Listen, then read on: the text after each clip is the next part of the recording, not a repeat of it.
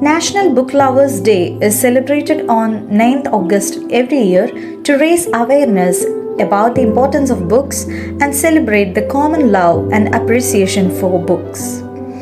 It is one huge celebration for the bibliophiles and for all those passionate about reading. This day encourages people to find their favorite reading spot and a good book to encourage the habit of reading.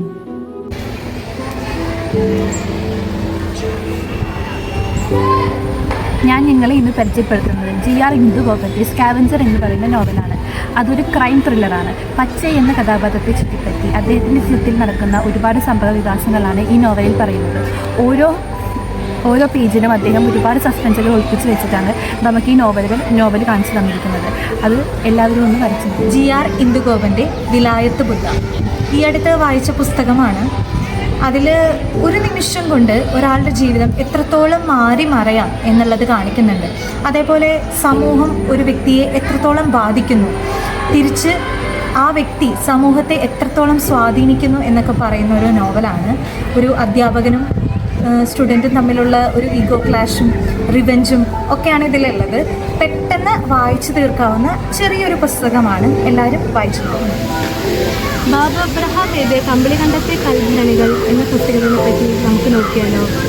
ഇത് അദ്ദേഹം എഴുതിയ ഒരു ഓർമ്മക്കുറിപ്പാണ്. ഇടുക്കിയിലെ ഒരു കുഞ്ഞു ഗ്രാമത്തിൽ ജനിച്ച കുറേ വിഷമങ്ങളും കഷ്ടപ്പാടും അവഗണനയും അനുഭവിച്ച് അതെല്ലാം തരണം ചെയ്ത വളരെ പോസിറ്റീവായിട്ടുള്ള ഒരു വ്യക്തിയുടെ ഒരു ഓർമ്മക്കുറിപ്പ്. ഇത് പബ്ലിഷ് ചെയ്തത് മാതൃഭൂമി ബുക്സാണ്. ഈ കൊല്ലം തന്നെയാണ് പബ്ലിഷ് ചെയ്തത്. വളരെ മനോഹരമായിട്ടാണ് അദ്ദേഹം ഈ പുസ്തകം എഴുതിയിരിക്കുന്നത്. നമുക്ക് വായിച്ചിരുന്നാൽ ഒറ്റയിരിപ്പിൽ തന്നെ വായിക്കാൻ തോന്നുന്ന ഒരു പുസ്തകമാണ്. അപ്പോൾ ഈ ബുക്ക് ലവേഴ്സ് ഡേക്ക് നിങ്ങളെല്ലാവരും ഈ പുസ്തകം വായിക്കണം. ഞാനിപ്പോൾ വായിച്ചുകൊണ്ടിരിക്കുന്ന book collected short stories of Ruskin ബോണ്ടാണ്. അപ്പോൾ ഇതൊരു ഷോർട്ട് സ്റ്റോറി കളക്ഷനാണ്. അപ്പോൾ ഇതിനെനിക്ക് ഏറ്റവും ഇഷ്ടമായ chapters the night train at Deoli, അതുപോലെ ദ ട്രെയിൻ സ്റ്റോപ്സ് അറ്റ് ഷാംലിയാണ്.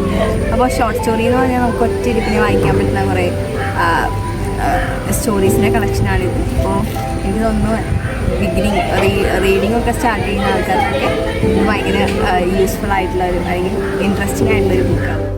ഞാൻ റീസെൻ്റായിട്ട് വായിച്ചൊരു പുസ്തകമാണ് ഇത് എഴുതിയിരിക്കുന്നത് ഹെക്ടർ ഗാർഷ്യയും ഫ്രാൻസിസ് മിറാലസുമാണ്. ഇത് ജപ്പാനിലെ ഒക്കിനാവ എന്ന് പറയുന്ന വില്ലേജിലെ ആൾക്കാരുടെ ജീവിത രീതിയെ കുറിച്ച് ഇതിനെ ബേസ് ചെയ്തിട്ട് നമുക്ക് ജീവിതത്തിനൊരു പർപ്പസോ അല്ലെങ്കിൽ നമ്മുടെ പാഷനെ ഫോളോ ചെയ്ത് ജീവിക്കാൻ ഉള്ളൊരു പ്രചോദനമാണ് ഈ ബുക്ക്. ഈ ബുക്കിന് ഇക്കിഗായി കൊണ്ട് ഉദ്ദേശിക്കുന്നത് നമ്മുടെ ജീവിതത്തിന് എന്തെങ്കിലും ഒരു പർപ്പസ് ഉണ്ടാവുമല്ലോ, പാഷൻ. അപ്പം നമുക്ക് ഓരോരുത്തർക്കും പല ഇക്കിഗായാണ്. അപ്പോൾ അവരവരുടെ ഇഷ്ടമുള്ള ഇക്കിഗായി കണ്ടെത്താൻ ഈ ബുക്ക് വായിക്കുന്നത് നിങ്ങളെ സഹായിക്കും. അപ്പോൾ എല്ലാവരും ഞാനത് നിങ്ങളെ പരിചയപ്പെടുത്താൻ പോകുന്ന പുസ്തകം ഹാർട്ട്ലാമ്പാണ്. വാൻ മുസ്തഖ് ട്രാൻസ്ലേറ്റ് ചെയ്ത പുസ്തകമാണിത്. ഇപ്പോൾ ഒറിജിനലി പബ്ലിഷ് ചെയ്തത് കന്നഡ ലാംഗ്വേജിലാണ്. 1990 കാലയളവിൽ 2023 ഇത് പബ്ലിഷ് ചെയ്തിരിക്കുന്നത്. ഈ പുസ്തകത്തിന് ഇക്കൊല്ലത്തെ ഇൻ്റർനാഷണൽ ബുക്ക് പ്രൈസ് കിട്ടിയ പുസ്തകമാണ്. ഈ പുസ്തകത്തിൽ സദേൺ ഇന്ത്യയിലെ ചില മുസ്ലിം കമ്മ്യൂണിറ്റികളിലെ സ്ത്രീകളും അവരുടെ പെൺകുട്ടികളും ദൈനംദിന ജീവിതത്തിൽ അനുഭവിക്കുന്ന പ്രശ്നങ്ങളും മതപരമായും അല്ലാതെയുമായിട്ടുള്ള അവരുടെ പുസ്തകത്തിൽ very interesting book called The Palace of Illusions, written by Chitra Banerjee Divakari. This book tells the story of Mahabharata, which we usually don't hear. There is a story of Draupadi that strong women plays an important role.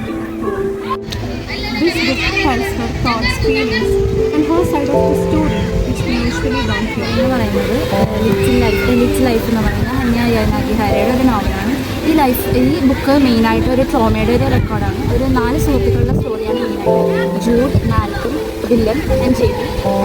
ഇതിൻ്റെ അകത്ത് ഈ ജൂഡിന് ഒരു ട്രോമയുണ്ട്. അതിൻ്റെ ഒരു റെക്കോർഡാണ് mainly. എങ്കിലും ഈ ഒരു ഒരു ട്രോമയിലൂടെ കടന്നു പോകുമ്പോൾ ആ ലൈഫിൽ നമ്മുടെ കൂടെ ഉള്ളവരുടെ ഇൻഫ്ലുവൻസും എന്നാൽ അവർ കാരണം തന്നെ ഉണ്ടാകുന്ന കുറച്ച് പ്രശ്നങ്ങളുമാണ് ഈ ബുക്കിൽ മെയിനായിട്ടുള്ളത്. അപ്പോൾ ഇത് എന്ന് പറയുന്നത് നമുക്ക് ഒരുപാട് എഫക്റ്റീവായിട്ട് വായിക്കണമെങ്കിൽ ഇതൊരു നല്ലൊരു സജഷനായിരുന്നു. ഞാനിത് പരിചയപ്പെടുത്താൻ പോകുന്നത് സാറാ ജോസഫിൻ്റെ ആദി എന്ന ബുക്കാണ്. ഇതിൻ്റെ ഇംഗ്ലീഷ് ട്രാൻസ്ലേഷനാണ്. ഇത് ആദി ദേശത്തിൻ്റെ കഥയാണ്. മനുഷ്യരും മൃഗങ്ങളും സസ്യങ്ങളും എല്ലാം ഇണങ്ങിച്ചിരിക്കുന്ന ആദി ദേശം. അങ്ങോട്ട് കുമാരൻ എന്ന് പറയുന്ന വ്യക്തിയുടെ കടന്നു കയറി അദ്ദേഹത്തിൻ്റെ സ്വാർത്ഥ താല്പര്യങ്ങൾക്ക് വേണ്ടി പ്രകൃതി എങ്ങനെ ചൂഷണം ചെയ്യുന്നു. ആ ഒരു ചൂഷണത്തിലൂടെ മനുഷ്യന് അവൻ്റെ അതിജീവനം സാധ്യമല്ല എന്നാണ് ഇതിലൂടെ കാണിക്കുന്നത്. ഇത് ഒരു സങ്കല്പം മാത്രമല്ല, പക്ഷേ ഇന്ന് നടന്നുകൊണ്ടിരിക്കുന്ന, അതായത് ചരിത്രമായിട്ട് മാറാൻ സാധ്യതയുള്ള വളരെ സ്ട്രൈക്കിംഗ് ആയിട്ടുള്ള ഒരു നോവലാണ്.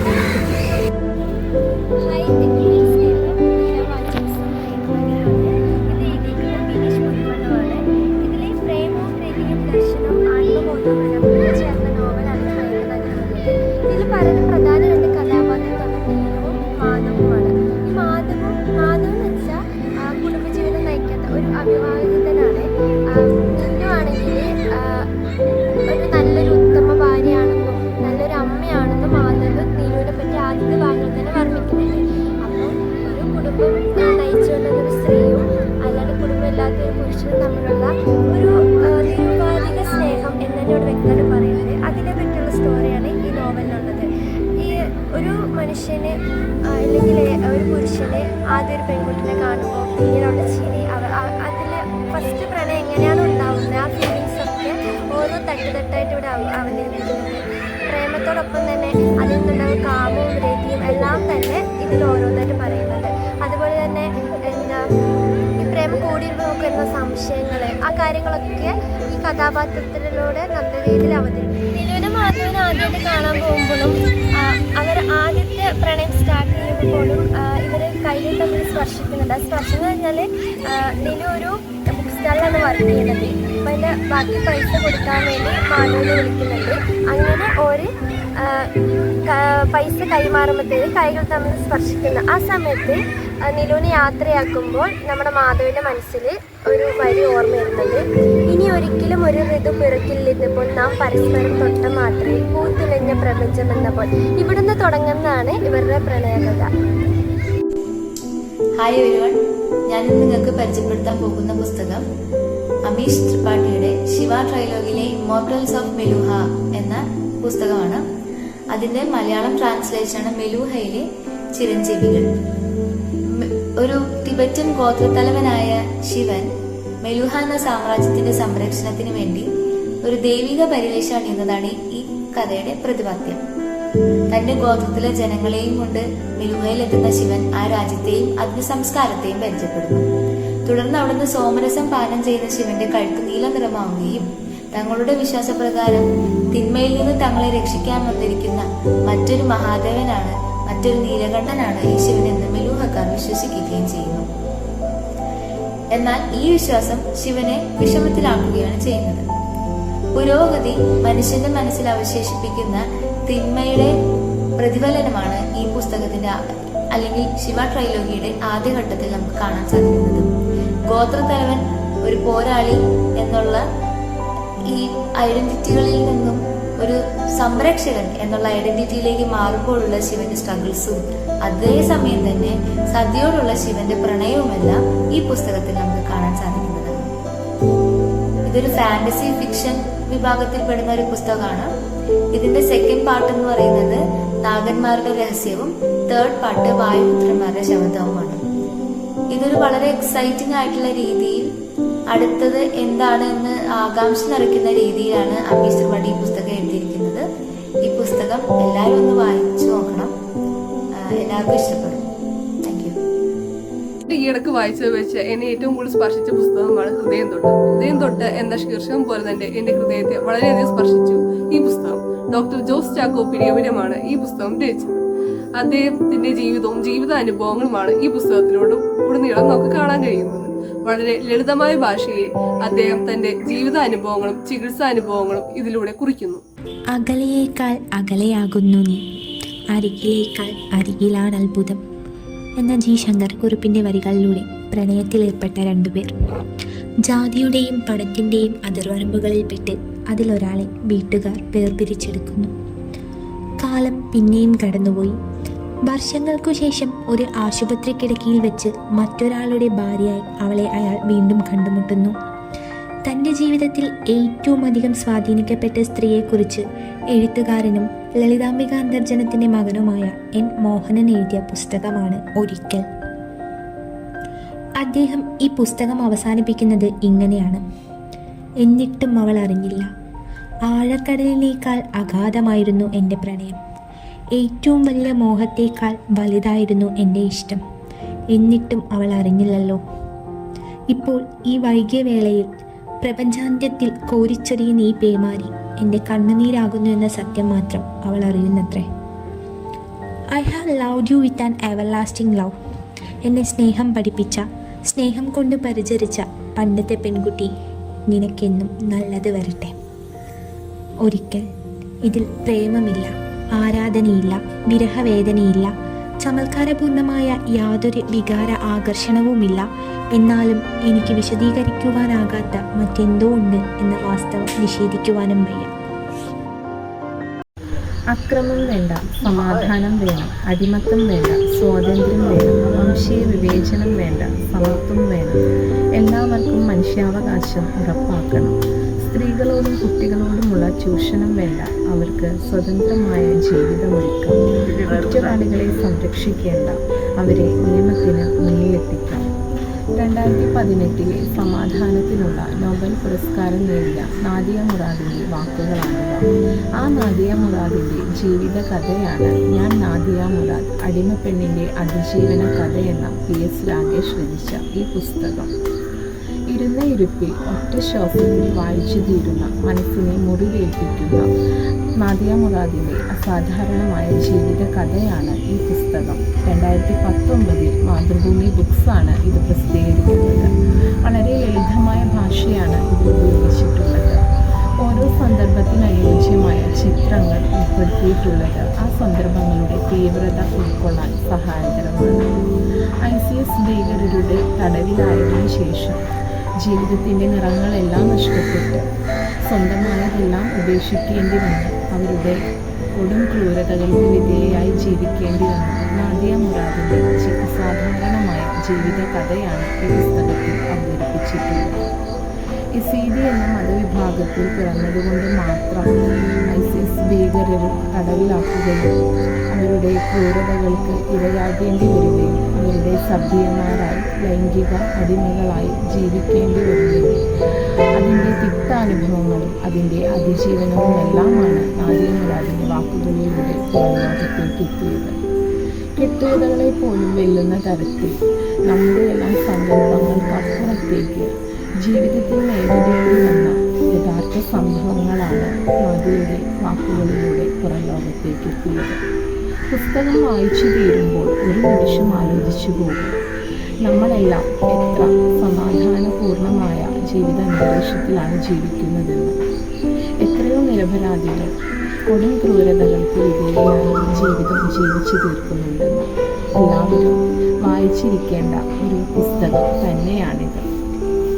എൻ്റെ പേര് അഖില VS, ഫസ്റ്റ് ഇയർ മലയാളത്തിലെ സ്റ്റുഡൻ്റാണ് ഞങ്ങൾ പരിചയപ്പെടുത്താൻ പോകുന്നത് തമിഴ് മലയാളം എഴുത്തുകാരനായിട്ടുള്ള ജയമോഹൻ്റെ മിണ്ടാ ചെന്നായി എന്ന കൃതിയാണ്. അദ്ദേഹത്തിൻ്റെ 100 സിംഹാസനം എന്ന നോവൽ തന്നെ നമുക്ക് ഏറെ ഇഷ്ടപ്പെടുന്നതും വായിച്ചിട്ടുള്ളതുമായിട്ടുള്ള ഒരു നോവലാണ്. അതുപോലെ തന്നെ മികച്ച ഒരു നോവൽ തന്നെയാണ് ജയമോഹൻ്റെ മിണ്ടാ ചെന്നായി എന്ന് പറയുന്നത്. ഇതിൽ കാടിനെ അടുത്തറിഞ്ഞ ഒരു മനുഷ്യൻ്റെ അതുപോലെ അധിനിവേശ ചരിത്രം പറയുന്ന ഒരു സായിപ്പിൻ്റെ കഥയാണ് വന്നുവെക്കുന്നത്. ഇതിൽ അധിനിവേശ ചരിത്രം പലതവണ ആവർത്തിച്ച് സാന്ദ്രമാക്കിയ ഒരു വലിയ ആഖ്യാനമാണ് ജയമോഹൻ്റെ മിണ്ടാ ചെന്നായി. ആ ഒരൊറ്റ ലൈനിൽ തന്നെ ഈ പുസ്തകത്തിൽ എന്താണ് അടങ്ങിയിട്ടുള്ളതെന്ന് നമുക്ക് മനസ്സിലാക്കാവുന്നതാണ്. ഇതിലെ കാട്ടുപാതകളിൽ വേട്ടയാടപ്പെടുന്ന മനുഷ്യരുടെയും മൃഗങ്ങളുടെയും ചോരപ്പാടുകളുണ്ട്. അതായത് പ്രകൃതിയോട് അത്രയ്ക്ക് ഇണങ്ങി ജീവിച്ചിട്ടുള്ള മനുഷ്യരുടെ അവരനുഭവിക്കുന്ന വേദനകളുടെ കാര്യങ്ങളൊക്കെ തന്നെ നമുക്ക് ഇതിൽ നിന്ന് മനസ്സിലാക്കാൻ കഴിയും. അതുപോലെ കീഴടക്കപ്പെടുന്ന സ്ത്രീയുടെ നാവുകളിലുള്ള നിലവിളികളുണ്ട്, വെടിയേറ്റ മൃഗങ്ങളുടെ അകർച്ചകളുണ്ട്, നിസ്സഹായനായ പുരുഷൻ്റെ ആദ്യമുണ്ട നിശബ്ദതയുണ്ട്, വിധേയത്വത്തിൻ്റെ മോശമില്ലാത്ത ഞരക്കങ്ങളുണ്ട്. അവയ്ക്കെല്ലാം മുകളിൽ അതിജീവിച്ച് തലയുയർത്തി നിൽക്കുന്ന പ്രകൃതിയുടെ മസ്തകങ്ങളുണ്ട്. മനുഷ്യനിലെ ഹിംസാവാസനയും സ്വാതന്ത്ര്യവാശിയെയും കുറിച്ചുള്ള ഒരു ചെറു ഇതിഹാസമാണ് ഈ കൃതി. ഇതിൽ പ്രധാനമായിട്ട് എന്താ പറയുന്നതെന്ന് വെച്ചാൽ ഈ അധിനിവേശ ചരിത്രം തന്നെയാണ്. സായിപ്പ് അതുപോലെ തന്നെ കാടിനോട് ഇണങ്ങി ജീവിക്കുന്ന ഒരു കാട്ടുമനുഷ്യൻ, ഇവർ രണ്ടുപേരുമാണ് ഇതിലെ പ്രധാന കഥാപാത്രങ്ങളായിട്ട് വരുന്നത്. അതിൽ തന്നെ ഈ കാടിനോട് ഇണങ്ങി ജീവിക്കുന്ന ആ മനുഷ്യനെയാണ് കാട്ടു ചെന്നായി അല്ലെങ്കിൽ മിണ്ടാ ചെന്നായി എന്ന പദത്തിലൂടെ അർത്ഥമാക്കുന്നത്. അതിലൂടെ തന്നെ അധിനിവേശത്തിൻ്റെ സായിപ്പ് എന്നതിലൂടെ അധിനിവേശത്തെയും അതിന് കീഴിൽ അമർത്തപ്പെടുന്ന ഒരു കഥാപാത്രത്തെയാണ് മിണ്ടാ ചെന്നായി എന്നതിലൂടെ പറഞ്ഞു വയ്ക്കുന്നത്. മലയാളത്തിൻ്റെ ഏറ്റവും പ്രിയപ്പെട്ട എഴുത്തുകാരിയായ സാറാ ജോസഫിൻ്റെ മനോഹരമായ നോവലാണ് ആദി. മനസ്സിനും ശരീരത്തിനും മാരകമായ അണുവികിരണം ഏറ്റുകൊണ്ടിരിക്കുന്ന ഈ ലോകത്തു നിന്നും ഓടിപ്പോയി മുങ്ങിക്കിടക്കാൻ എനിക്കൊരു കയം വേണം. അതിനാണ് ഞാൻ ആദി എഴുതിയത്. ആദിയെക്കുറിച്ച് എഴുത്തുകാരിയുടെ വാക്കുകളാണിത്. ആദി അത്തരത്തിലുള്ളൊരു കയം തന്നെയാണ്. നിഷ്കളങ്കതയുടെ, പരസ്പര സ്നേഹത്തിൻ്റെ, നന്മയുടെ ഒരു കയം. ഒരു കൂട്ടം പച്ചയായ മനുഷ്യർ വസിക്കുന്ന ഒരു ഉൾഗ്രാമമാണ് ആദി. വളരെ വിചിത്രവും വ്യത്യസ്തവുമായ ആചാരങ്ങളും അനുഷ്ഠാനങ്ങളും കാത്തു സൂക്ഷിക്കുന്നവരാണ് ആദി നിവാസികൾ. ആദിയുടെ നാഡീനരമ്പുകൾ പോലെ എങ്ങും തോടുകളും ചാലുകളും കുളങ്ങളും ഉറവകളും വെള്ളം തുളുമ്പിക്കൊണ്ടിരിക്കുന്ന വയലുകളും കിണറുകളും ഒക്കെ നമുക്ക് കാണാൻ സാധിക്കും. കഥയിലുടനീളം വെള്ളത്തിന് വളരെ പ്രാധാന്യം നൽകുന്നുണ്ട്. വെള്ളത്തെ ഒരു കഥാപാത്രം എന്ന രീതിയിൽ തന്നെയാണ് എഴുത്തുകാരി അവതരിപ്പിച്ചിട്ടുള്ളത്. ഈ നോവലിൻ്റെ പുറംചട്ടയിൽ ജലത്തിനും ജീവനും പച്ചയും ആത്മാവും പങ്കെടുക്കുന്ന പ്രാണന്റെ ഉത്സവങ്ങൾക്കും വേണ്ടി വാക്കുകൾ കൊണ്ട് ഒരു പ്രക്ഷോഭം. ഉപഭോഗാസക്തരുടെ ലോകം അഭയാർത്ഥികളാകുന്ന മനുഷ്യരായ മനുഷ്യർക്കെല്ലാം വേണ്ടി, പുഴുവിനും പുല്ലിനും വേണ്ടി, പൂക്കൾക്കും ശലഭങ്ങൾക്കും വേണ്ടി, ജീവനും ജീവിതത്തിനും വേണ്ടി ഒരു പ്രാർത്ഥന എന്ന് എഴുത്തുകാരി നൽകിയിട്ടുണ്ട്. ഈ വരികളിൽ നിന്ന് തന്നെ നോവലിൽ എഴുത്തുകാരി പ്രകൃതിക്ക് നൽകുന്ന പ്രാധാന്യം വ്യക്തമാണ്. കൂടാതെ സാറാ ജോസഫ് പറയുന്നത് പോലെ കഥയുടെയും കഥപറച്ചിലുകാരുടെയും പുസ്തകം കൂടിയാണ് ആദി. ആദിയെ ഏറ്റവും സുന്ദരമാക്കുന്നതും ഈ കഥപറച്ചിലുകൾ തന്നെയാണ്.